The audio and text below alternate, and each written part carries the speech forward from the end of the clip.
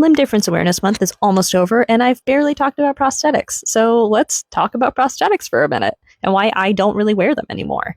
If you're new here, I was born with one hand, and when I was really little, I was fitted with my first myoelectric prosthetic, which is a very basic technology that essentially reads muscle movements. You can tell the hand to open or close based on which group of muscles you're flexing. And that is sort of the basis for the technology of what we would consider like a bionic hand. My hero arm that I have works on the same technology. It's just a little bit more advanced.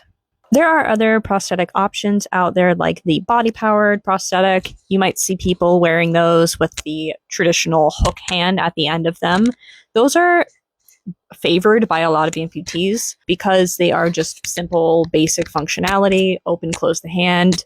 You know, the response rate is as fast as you can move your shoulder rather than waiting for the machine to like process your muscle movements. I never personally enjoyed wearing mine. I found that it got in the way, but I also was somebody who was born with my limb difference, not somebody who acquired it. So I think my preferences are different because of that. The way that my bones are actually shaped in my left arm are different than in my right arm, and they're not able to bend as much. So I can't bend my elbow all the way to reach my face when I'm wearing a prosthetic. I can get like a few inches away from my face. So that makes things like eating or doing my makeup or doing my hair or like 95% of the things that I would want to do with a prosthetic basically impossible to do. So it really lowers the value for me. Additionally, for whatever reason, I've just not ever been able to get a prosthetic to fit me properly.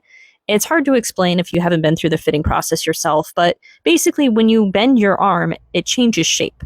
And when I bend my arm, it tends to make the prosthetic fall off or pull away, so that's not ideal. I have more thoughts, so let me know if you want a part two.